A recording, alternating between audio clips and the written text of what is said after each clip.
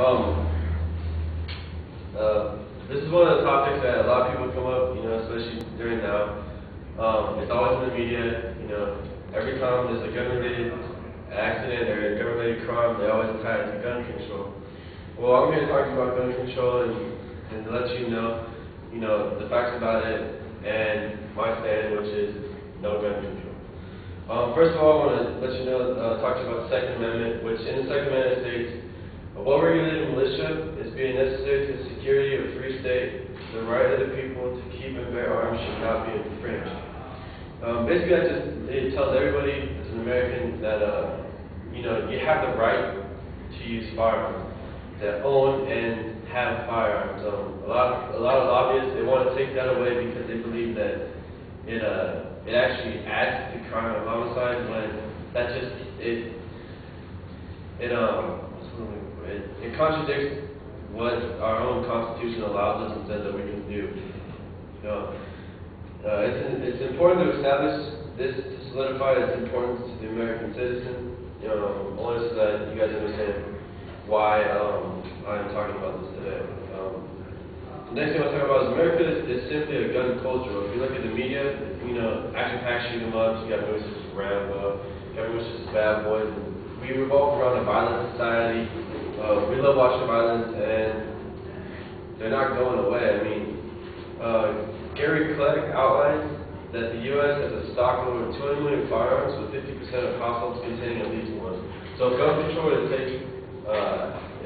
gun control would actually go into effect, 50% of households would all lose their firearms, and half the United States would not be happy. Gun control can actually lead to stockpiling by law-abiding citizens. I don't know if anybody else remembers, but the federal government actually put out a packet containing all national security issues about a month ago, and in it had a warning about extreme, left-hand,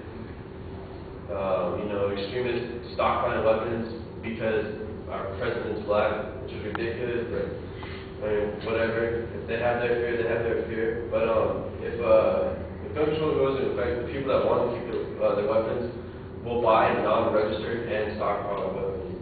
There's also a lot of fallacies to pro-control arguments. The first one to address is the statement that is a statement that was brought up, and it said that a state with concealed carry laws, which is a set of requirements that, if met, a permit holder may carry a concealed weapon, will raise the homicide rate, and this is false. In 1987, Florida enacted such legislation. The homicide rates dropped faster than the national average, with only 1 in 350,000 people who were issued permits committed a crime. This just goes to prove that actually going the opposite way of gun control and allowing citizens who qualify to carry firearms can actually lower the rate. John R. Lott, a professor at Ohio State, pointed out that concealed handgun laws reduce violent crimes for two reasons. First, they reduce the number of attempted crimes because criminals are uncertain which potential victims can defend themselves. And second, those with guns are in better positions to defend themselves, which just goes to further prove my point.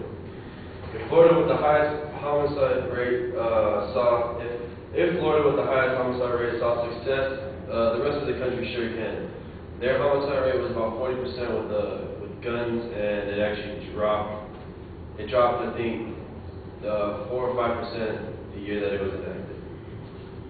Now I'm going to talk to you about current gun ownership laws. Upon purchase, a 3-day minimum waiting period is mandatory, and during that time, a background check is performed. If you are a felon, you will not be receiving a firearm. You must be 18 to purchase a rifle or shotgun, and 21 to purchase a handgun. Class 3, which consists of fully automatic and assault rifles, are not purchased unless by military and law enforcement personnel, and even they must fill out a permit to have one. That's understandable. I mean, if you're trying to buy an AK-47, there's no reason you should have that. You're not going to go hunting with an AK-47. It's not going to work. It's a waste of money. Especially even the MP5, which is a fully automatic 9mm submachine gun. There's no reason a citizen that's not in law enforcement or military personnel should have that. That's just pointless, and you're asking for trouble. I want to tell you that the only correct way to have gun control is to enforce the current laws that we have. And doing this can not only interfere, or we don't interfere with the Second Amendment, and can actually do some good. The laws we have now are actually very strong, and they work. The only problem is we don't have, in the state of California, we don't really enforce these laws. It says here, John Arlott, he pointed out that 25% of all guns in California are not registered, which means that even if you were to enact gun control, only 75% of the firearms were taken off the street because that's the only things we know of. After the Cold War, we actually received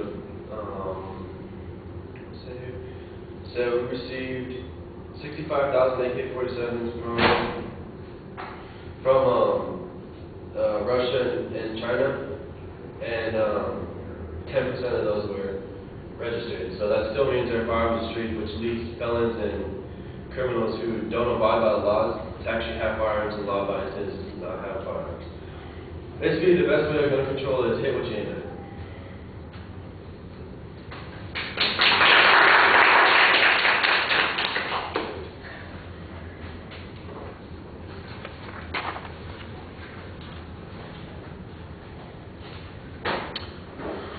So, David, what did you think? Well, I felt that with regards to how you might be able to improve the persuasiveness of the speech, I thought maybe it would have been a good idea to give like an alternative to, if you didn't agree with gun control, rather than just saying we should enforce the current laws, maybe we should provide just like some kind of an alternative, like education at a younger age, with regards to guns or something. I don't know. I guess his support with Florida was kind of convincing, and I thought overall it was pretty good. All right.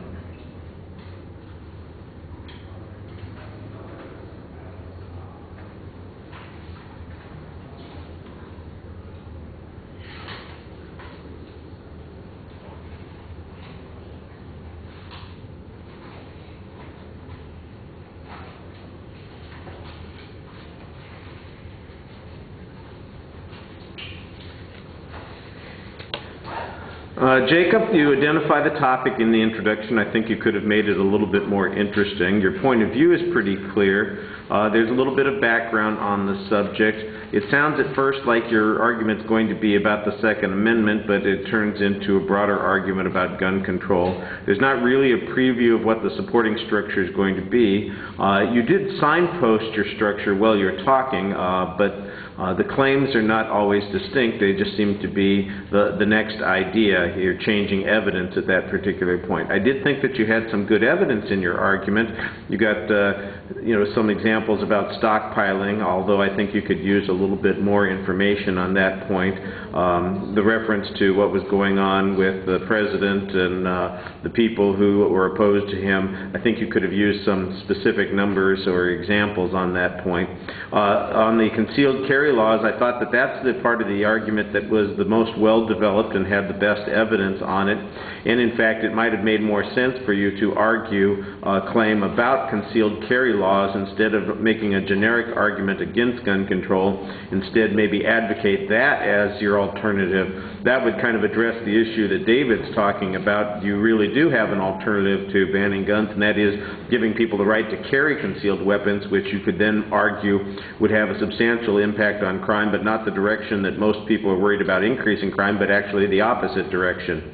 The one alternative that you do discuss is enforcing our current laws, and I'm not sure how the registration data on California, for instance, demonstrates that registering or enforcing those laws would control crime or prevent the problems that people who are in favor of gun control want to have. You need a clear explanation of that. There's some variety in your voice, very limited eye contact, you're reading for the most part. Lose the hat, lose the pen, those kinds of things. All right, thank you.